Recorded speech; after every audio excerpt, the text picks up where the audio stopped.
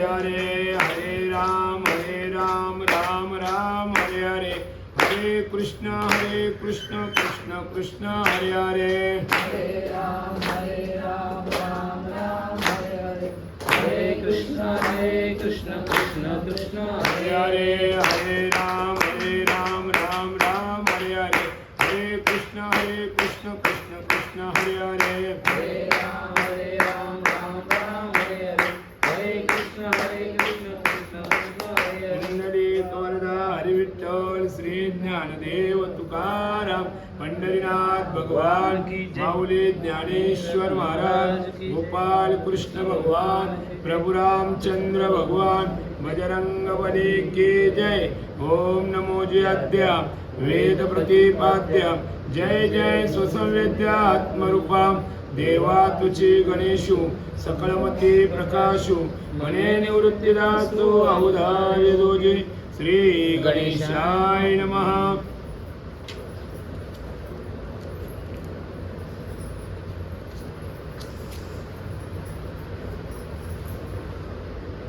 श्री विष्णू म्हणे रमे तुझला चार पर्वाचा महिमा कथिला आता द्वादशी पर्वाचा वैला सांगतो ऐके समग्र गणपतीला नमस्कार करून कालच्या अध्यायामध्ये व्यतिपात वैकृती आणि अमावस्या आणि पौर्णिमा या चार पर्वणीचा आपण काय काय करावं एक एक दिवस ते आपण काल ऐकलं।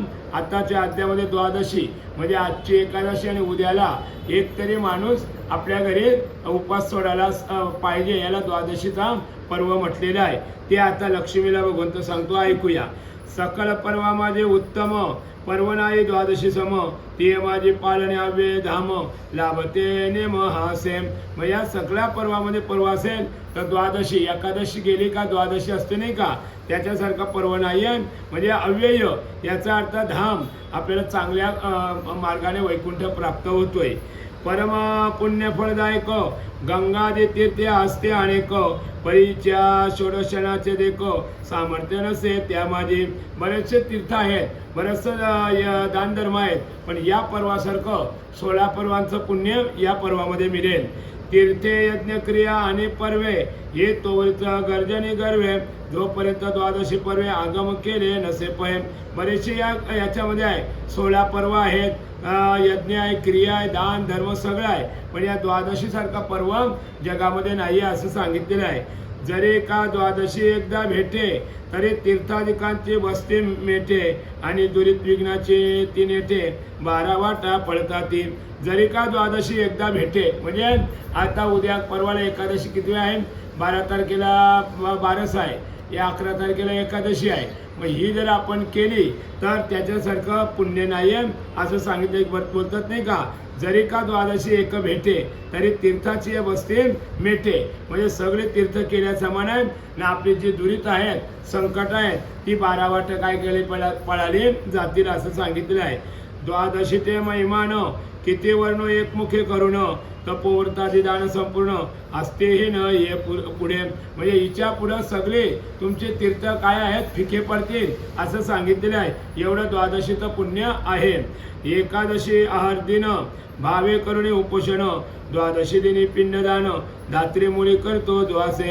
मग आज एकादशी न उद्याला 12 असते की नाही ती 6:05 सुटली पाहिजे आणि तिच्या बरोबर एक तरी माणूस आपण द्वादशी उपास सोडायला पाहिजे असं पुण्य सांगितलेलं आहे।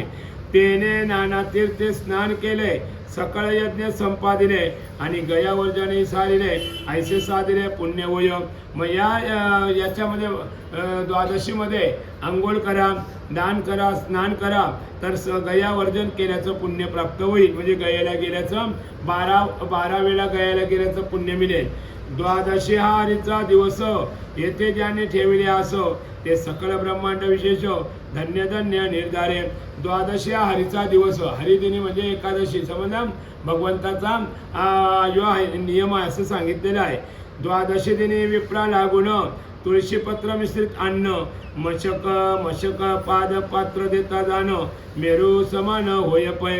मग अशा प्रकाराने द्वादशीच्या दिवशी ब्राह्मणाला तुळशीचं पान टाकून कच्ची शिधा दिली तर आपण मेलू तुल्य पुण्य केल्या समान आहे. आणि ते दिनी पारणा समये जरी कोणी जलदान देई तरी ते सप्त सिंधू दमोई संशय नाही क्षीराब्दे.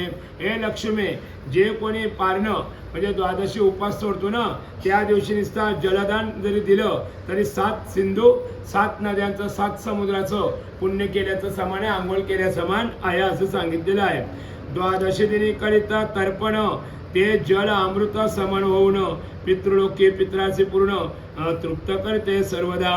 द्वादशीच्या दिवशी जर आपले दिवस वगैरे आले ना, 13वा 11वा 12वा तर अतिउत्तम असं सांगितलं, पितृलोकाला चांगली गती मिळते. म्हणून 13वा बार्शीचा असं बघा. काही आता 2-3 आमच्या परवा म्हणजे कालूने 2 वार ना माणसं आमच्या गावात, तर त्यांचा 13वा बार्शीच्या दिवशी आलेला आहे. द्वादशी दिनी क्षेत्र नवाई तत्क्षेत्री धान्य अक्षय होई आणि नारुडे वाहना ठाई तो स्वर्गी जाई आनंदे. म्हणजे त्याला वाहन सुद्धा लागणार नाही, डायरेक्ट कुठं जाईल, वैकुंठाला जाईल. द्वादशीच्या दिवशी जे कार्य आपलं असेल, घरभरणी वास्तुशांती 13वा 11वा काही आहे तर त्यांना वाहनाची गरज लागणार नाही, डायरेक्ट विमान येईल. आणि ते दिनी भूदान देतो ते 100 वर्षे वैकुंठी वसतो. वस्त्रदान करते अष्टकल्पातो आनंदे राहते चंद्रलोकी. म्हणजे कोणी वस्त्रदान करतील तर अष्टकल्पांतो म्हणजे 800 कल्प चंद्रलोकाला ते राहतील. जे कोणी काय म्हणते शतकल्प वैकुंठी भूदान जमीन जर दान केली तर 100 वर्ष आपल्याला वैकुंठामध्ये राहावं लागेल.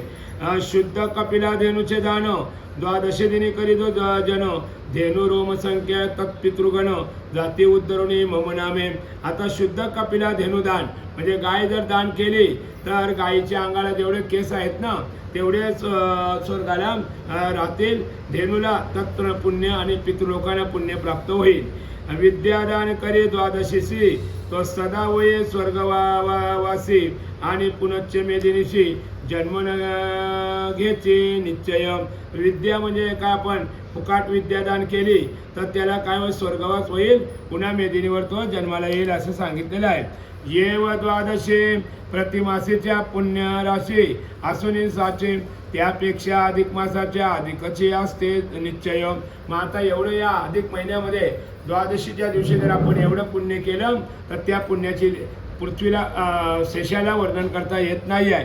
तर लेखक म्हणतो मी एका तोंडाने काय वर्णन करू, म्हणून शक्यतो करायचा असेल तर द्वादशीच्या दिवशी 12 तारखेला काय ज्याला करायचं त्या ब्राह्मणाला तेही करा. अधिक मासे द्वादशी दिवशी जे जे धन वस्त्र पादुका दानांशी तयाचे इच्छित मी ऋषिकेशी आनंदेसे पूर्वितो. अधिक महिन्याच्या द्वादशीच्या दिवशी जे कोणी धन वस्त्र छत्री चप्पल जे काय देतील ते इच्छेने त्यांचा परिपूर्ण होईल. अधिक मासे कृष्ण द्वादशीशी जो रम्य पादुका दे विप्रासी तो पुण्यात्मा यमाच्या दूतास न विलोकीचं निर्धारे. अधिक महिन्यामध्ये द्वादशी कृष्ण द्वादशी काय गेली ती द्वादशी आहे, ही आता येईल 12 तारखेची ना. तर अशा 12 तारखेच्या द्वादशीला जे कृष्ण द्वादशी म्हटलेली आहे, मग त्या दिवशी जे कोणी ब्राह्मणाला चप्पल वगैरे देईल, पादुका म्हणजे चप्पल, तर तो पुण्य यमाच्या हातामध्ये जाणार नाही असं सांगितलेलं आहे. रत्नखचित सुवर्ण पादुका सुपात्र विप्रासी अर्पितो का तो पावनी वैकुंठ लोका भोगितो सुखा चिरकाल. आता रत्नखचित म्हणजे सोन्याच्या चपला कोण देईल, संबंध काम दिल्या तर तो वैकुंठ लोकाला जाईल, चिरकाल सुख होईल. आणि कार्पास वस्त्र पट्ट कुळ कौशय तृण संमुत निर्मल के उर्णिक औष्टिक सोज्वल आयशे अनेक वस्त्रजी. आता कार्पास म्हणजे कापसापासून सगळं वस्त्र तयार झालेलं आहे, तर असे कोणी वस्त्र दान करतील तर ते सुद्धा वैकुंठाला राहतील असं सांगितलेलं आहे. जेवढे या कपड्याला तंतू आहेत तेवढे वर्ष राहतील. यातून कोणत्याही वस्त्राचे दान जे दिनी देता विप्रा लागून वस्त्र तुल्य संख्या वर्ष दान वस्त्रे जी अस्तिपय. मग जेवढी या कुठलाही वस्त्र द्या, टेरिपटचा द्या, नायलनचा द्या किंवा आपला खादीचा द्या, त्या बोलतात नाही का सुती द्या, तरी सुद्धा त्याला जेवढे धागे आहेत तेवढे वर्ष तिथं स्वर्गाचे सोळे भोगायला मिळतील. यातून कोणत्याही वस्त्राचे दान जे दिने देता विप्रा लागून वस्त्र तंतुसंख्या वर्षे दान वस्त्रे जे असतील यातून कोणत्याही वस्त्राचे दान ते दिनी देता विप्रा लागून वस्त्र तंतुसंख्या वर्षे दान वैकुंठी वस्ते होय पोय. तर अशा प्रकारे वैकुंठाला तेवढे वस्त्राला तंतू आहेत तेवढे वर्ष राहतील. महिषी किंवा गव्यवृत्त द्वादशी दान देतो तया वैकुंठी कल्पापर्यंत सुख अत्यंत लाभते. आता गाईचा तूप किंवा म्हशीचा तूप जो कोणी दे ते तेवढ्या ज्यांच्या केस आहेत रोम तेवढे स्वर्गाचे सोळे भोगतील. कैलासही उपाय करुणी अधिक मासी घृत द्यावे प्रतिदिनी ना तरी उभय द्वादशीचे दिनी की विशेष कृष्ण द्वादशीचे दिवशी पाय. मग तुम्ही कुठल्याही द्वादशीला काही दान करा तर ते सगळं वैकुंठाला पोचतील. सकळ रत्ना माझे सारार्थ जे घृत देवांचे भोज्यार्थ पदार्थ तयाच्या दानाचे फळ यथार्थ वर्णावे समर्थ मी नव्हे. मग लक्ष्मीला बोलतो भगवंत का सगळ्या रसामध्ये सारार्थ असेल तर घृत म्हणजे देवांना आवडणारं का प्रत्येक ब्रह्मदेवाला विष्णूला शंकराला तूप आवडतोय समज ते जर दिलं तर ते दानाचं मला माझ्या तोंडानं वर्णन करता येत नाही. द्वादशी दिनी जे घृत देणे ते मुख्यत्व 12 प्रस्थ असणे यामध्ये काही न केले उणे तरी ते अत्युत्तम दान होय पय. अधिक मासे द्वादशी दिनी ऐसे घृतदान करी जो भुवनी तया शतावधी अन्य द्वादशी दिनी कार्य कर्तव्य असे पाम. द्वादशी सूर्योदयी जो घृतदान विप्रासी देई तया मी विष्णू शेषशाही प्रसन्न होई तत्काल. द्वादशीच्या दिवशी सूर्योदयाच्या आत ब्राह्मणाला काय करायचं आहे तूप दान केलं तर भगवंत म्हणतोय मी त्याला प्रसन्न आहे. द्वादशी दिनी शतभार घृत जो दान जे ब्राह्मणाप्रतो तया महाराज्य होय प्राप्त हे मी सत्य सत्य सांगतो. द्वादशीच्या दिवशी शतभार म्हणजे 100 किलो जर आपण तूप जर दान केलं तर भगवंत म्हणतोय मी ही माझी भाषा सत्य सत्य आहे. तो जगाचा राष्ट्रपती होईल किंवा पंतप्रधान होईल. इंद्रिय द्वादशी दिनी पाही वित्त साठ्य न करिता काही स्वशक्तीनुसार अत्यल्पारी घृतदान देई विप्रासी. नाही आपल्याला पैसा दान करायचे ऐपत तर निदान तूप दान द्वादशीच्या दिवशी करा असं सांगितलेलं आहे. तयासे माझ्या कृपे करून ये परलोकी भोग संपूर्ण इच्छानुसार प्राप्त होईल. अशा प्रकाराने माझ्या इच्छेप्रमाणे त्या इथं पण त्याला सुख आहे आणि वैकुंठामध्ये पण सुख आहे. मागे पुनवेचे 1000 घृत देणू द्या दान देता साचारो के वैकृती योगे कंबल सहस्र दान देता फळ होय पय. बराचसा आपण कालच्या अध्यामध्ये नाही का वैकृती व्यतिपात एवढ्या नाही केलं तरी पण याच्यामध्ये बार्शीमध्ये जर दान केलं तर ते सगळ्याचं पुण्य आहे. तेचे फळप्रिय अधिक मासे द्वादशी दिनी ब्राह्मणासी जो घृतदान दे तयासी निश्चयसी प्राप्त होय पय. अधिक मासे द्वादशी दिनी जो प्रवर्तला घृतदानी तयाची अनंत पापे तत्क्षणी गेली निर्सोनी जाणीले. मग या द्वादशीमध्ये जर काय तूप जर दान केलं तर त्याची अनंत पापे काय जातील विलयाला जातील. तृणाग्नी मेले समरस झाले तैसे नाम केले दप्तारी. आपण जंगल जालायचं असेल तर एकच माशीची काढी नेतो अख्ख्या जंगलाची खाक होते. तसं आपण जर तूप दान केलं तर सगळ्या पापाचा नाश होईल. अन्य दिने घृतदान करिता जे का पुण्यफळे आता त्यावणी महिष घृत देता लक्ष गुण प्राप्त होय पय. तर बघा म्हशीचं तूप जर दिलं तर या लक्ष गुणे प्राप्त पुण्य आहे असं सांगितलेलं आहे. आणि गव्य घृताचे देता दान कोटी फुले लाभे तया दान कपिला देनुच्या घृताचे दान अनंत गुणे फळदायक. गाईचं जर तूप दिलं तर आपल्याला कोटी गुणाचं फळ प्राप्त होतोय. जो सामान्य द्वादशी दिनी भक्ती प्रवर्ते घृतदानी तो सप्तपूर्वदा सवे घेऊनी वैकुंठवनी नांदत असे. मग अशा पण सामान्य द्वादशीच्या दिवशी सामान्य म्हणजे आता या बऱ्याचशा द्वादशी येतात नाही का या महिन्याच्या सोडून पुढच्या महिन्याच्या तरी सुद्धा त्यांना सामान्य शब्द वापरले आहे तर त्यांना सुद्धा पुण्य प्राप्त आहे. जर घृत तूप दान केला तर त्या सप्तजन्म म्हणजे 7 वर्ष वैकुंठामध्ये पूर्वज राहतील. ऐसे सर्व द्वादशी दिनीचे घृतदान फळ असे साचे यामुळे अधिक मासाचे बार्शीचे पुण्यफळ आहे विशेष. आता हे आपण दुसऱ्या म्हणजे याच्यामध्ये येतात नाही का श्रावण महिन्यात कार्तिक महिन्यात या बार्शींचं वर्णन केलं. पण आता या अधिक महिन्यामध्ये काय केलं बार्शीच्या दिवशी पुण्य, तर काय होते पुढे ऐका. अधिक मासे द्वादशी दिनी घृतदान देता विप्रा लागुनी, कदा कवण्याही प्रकारे त्रिभुवनी दुःख भोगावे लागेना. तर अशा या अधिक महिन्यामध्ये तुम्ही द्वादशीच्या दिवशी जर ब्राह्मणाला काही दान केलं, कदा काही तूप वगैरे, तर कदा त्यांच्या वाट्याला दुःख येणार नाही आहे. प्रिय फार काय बोलू वाची, आता शेवटी सांगतो ऐक. द्वादशी भक्तिपूर्वक की जे स्वल्प ये घृतदान. लक्ष्मी, आता मी जास्त काय बोलत नाही. द्वादशीच्या दिवशी थोडकं तरी आपण तूपदान या करा. कास्य पात्री घालून घृत सुवर्णाचे प्रतिमे सहित उजवणे यथास्थित दान दिजे विप्रासी. मग हे पूर्वी राज्य सरकारांच्या काश्याच्या भांड्यात, सोन्याच्या भांड्यात ते तूपदान करायला सांगितलेलं आहे. ते आपल्या याच्यात होणार नाही आहे. आपण फक्त हे बाटली या वाटीवर काय करा, तूपदान करू शकता असं सांगितलेलं आहे. तेने सर्व दान पत्र तपाचे फळ निश्चय प्राप्त होते अचळ. द्वादशीचे घृतदान सकळ यज्ञावणी अधिक असे पै. यज्ञावणी म्हणजे मोठं यज्ञ केल्याचं पुण्य आहे तूपदान केल्याचं. ऐसे घृतदान महिमान आता सांगतो अन्नदान. मासा माझे अधिक मास समान नसे आन श्रेष्ठ जैसा. आता हे तूपदानाचं वर्णन ऐकलं. आता द्वादशीच्या दिवशी आपण अन्नदान केलं तर काय पुण्य आहे अधिक महिन्यामध्ये ते पुढे ऐका. के पुरुषोत्तम मासा समा देव नाही, के द्वादशी श्रेष्ठ तिथी ठाई, तैसे सर्व दाना पायी अन्नदान श्रेष्ठ असेल. महिन्यामध्ये सगळा महिना श्रेष्ठ असेल तर अधिक महिना, आणि त्याच्यामध्ये तिथी असेल तर बारस, आणि त्याच्यामध्ये श्रेष्ठ दान असेल तर अन्नदान, शिजलेलं अन्नदान. हे 3 दान आपण याच्यामध्ये नाही केलं तरी चालेल, पण अन्नदान सर्वांमध्ये श्रेष्ठ आहे.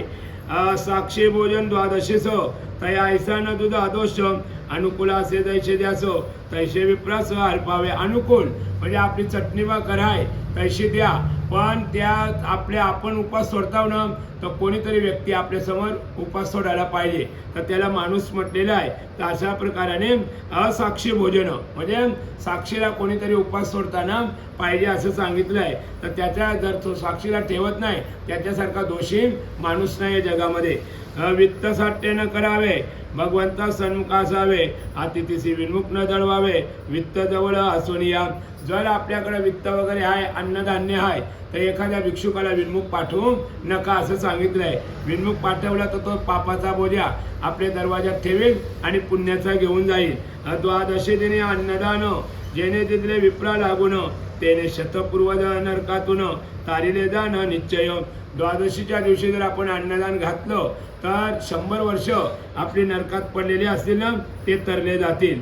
जे मनुष्य अन्नदान देते तया प्राणदाते असे म्हणते, अन्नधारे सर्व जगती जीव राहते म्हणून या.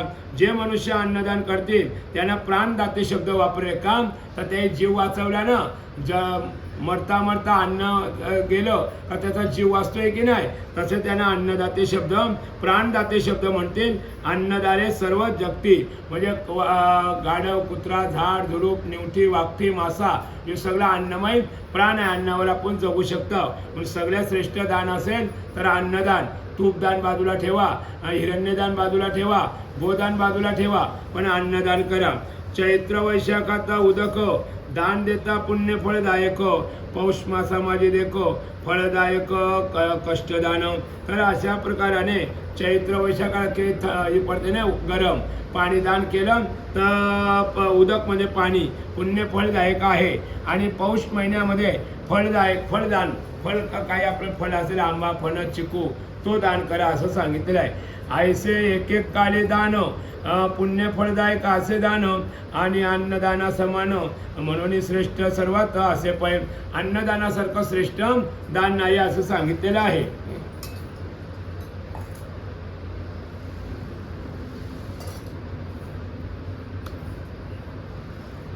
ग्रहणे अमावस्या व्यतिपात हे लक्ष एकत्र केले समजत, तरी द्वादशीच्या षोडशाप्रत नचतुल ते कदापि. बघा, ग्रहणावर अमावस्या व्यतिपात वैकृती यावर तुम्ही 100 जरी जमा केलं कोण तरी एकत्र जुळणार नाही. ते या द्वादशीमध्ये काय होईल, पूर्ण होईल असं सांगितलेलं आहे. द्वादशे दिने भावे करुण स्नान जप तप होमदान इत्यादी जे काही करावे पुण्य होते संपूर्ण अक्षयी. मग या द्वादशीमध्ये तुम्ही भावनेने स्नान करा, जप करा, तप करा, काहीही करा, सगळं पुण्य आपल्याला प्राप्त होतोय. अन्नदान केलंच पाहिजे असं काही नाही आहे. ऋषी गंधर्व विधी मी आहे विचार करिता पूर्वसमयी द्वादशी समजगी नाही काही ऐसे सकळ निर्धारिले. असं लक्ष्मीला प्रत्यक्ष भगवंत सांगतोय का द्वादशी सारखं पर्व या जगामध्ये नाही आहे. अहो द्वादशे व्रताचरणेसी निधी पतित्व लाभले कुबेरासी प्रजा संयम यमधर्मासी आणि वासवासी इंद्रत्व पावले. बघा आता या द्वादशीचं पर्व कोणी तर यमाने केलेलं होतं, इंद्राने केलेलं होतं आणि निधीपतित्व कुबेराला मिळालेलं आहे. निधी म्हणजे धन दौलत. हे कशामुळे मिळाले आहे? द्वादशीचं कुबेराने आचरण केलेलं आहे. त्याच्यानंतर यमराजाला ही खुर्ची मिळलेली आहे आणि इंद्राला खुर्ची मिळेल कशामुळं? या द्वादशीवर या महिन्यामध्ये आचरण केलेलं आहे. द्वादशी व्रत या अंबऋषी तरला सकळला या वरिष्ठ झाला दुर्वासाचा गर्व हरला शरण आला ऋषीवर या. तर अशा प्रकाराने या अंबऋषीत सुद्धा द्वादशीच्या दिवशी त्यांनी काय केलंय? देवाला उपास दाखवलेला आहे. त्याच्याने अंबऋषीला सुद्धा शरण यावं लागलं याला दुर्वास ऋषीला. इतकं या मोठ्या राजांना या द्वादशीचं काय मिळालेलं आहे? फळ मिळालेलं आहे. ऐसा अत्युत्तम द्वादशी दिवस तयासी मिळता अधिक मास मग ते तिच्या पुण्यविशेष काय गे सुंदर हे वर्णावे. मग या अधिक महिन्यामध्ये द्वादशीचं ज्याने पुण्य केलं त्याची पुण्याची गणना करता येत नाही आहे. अधिक मास हे द्वादशी दिवशी जे देत वस्त्रदान घृतदानासी ते मनुष्य जन्माच्या सार्थकासी पाहुणी धन्य होतात. या द्वादशीच्या दिवशी आपण वस्त्रदान अन्नदान केलं तर मनुष्य जन्माचं काय होईल? सार्थक होईल. तुका म्हणे जन्म आल्याचे सार्थक विठ्ठलची एक देखलिया. तर अन्नदान केलं वस्त्रदान केलं तर आपल्या जन्माचं सार्थक होईल. कमल मात्र हे द्वादशी असता अन्नदान करीदो दाता तयाचे वाढून सौभाग्यवता आयुष्यहीनता नयेची पै. आयुष्यहीनता समजलं का? तर कमलात्राई द्वादशी असता अन्नदान करील दाता त्याची वाढून सौभाग्यता त्याची कीर्ती वाढली जाणार नाही आहे. सगळं काय आहे पण काहीच करायचं नाही. मग काय त्याची कीर्ती वाढली जाईल? समजलं का? अधिक मासे बारशे दिनी स्नान दानादी कर्मदानी कोटीशी महापापाचे धुनी होयत तक्षणी मम कांते पै. मम कांते माझी बायको आहेस तू. कोण? लक्ष्मी. तुला मी सांगतो का अधिक महिन्याच्या बारशीच्या दिवशी स्नान दान कर्म काय केलं तर कोटी महापापाची धुनी होतोय असं सांगितलेलं आहे. प्रयागे माग स्नाने हजारो करिता जे फळ लाभे समग्र त्याची अधिक मासी साचारो द्वादशी व्रत लाभते. प्रयागला जाऊन अधिक महिन्या आपले माघ महिन्यामध्ये 1000 आंघोळ्या केल्या त्याचं पुण्य कमी मिळेल. पण या अधिक महिन्यामध्ये एक दिवसचं पुण्य केलं तर द्वादशीचं पुण्य केलं तर कोटीयुगाचं पुण्य प्राप्त होतोय. कुरुक्षेत्रे सूर्यग्रहण कपिलाधेनु शतदानाचेनी जे फळ लाभे नराभोनी त्याची दिनी लाभते. मग आता कुरुक्षेत्रावर सूर्यग्रहणाच्या टायमाला गायदान धेनुदान दिलं तर ते 100 पटीने पण त्याच्यापेक्षा या अधिक महिन्याच्या द्वादशीच्या दिवशी 100 नाही 1000 पटीने गुण प्राप्त होतील. 12 दिनी सर्प मात्रांना देता होय ते मेरू प्रमाण त्याचे अधिक मासेचे असेल दान तरी मग काय वर्णावे. अधिक मासाच्या सर्व तीर्थी पुण्य फळदायका असती तरी त्यातही द्वादशी अति श्रेष्ठ असे साचार. म्हणून मुख्यत्व द्वादशी दान द्यावे सत्पात्रेशी सत्पात्र विना दानाची योग्यता मुली नाहीच. सत्पात्र म्हणजे काय?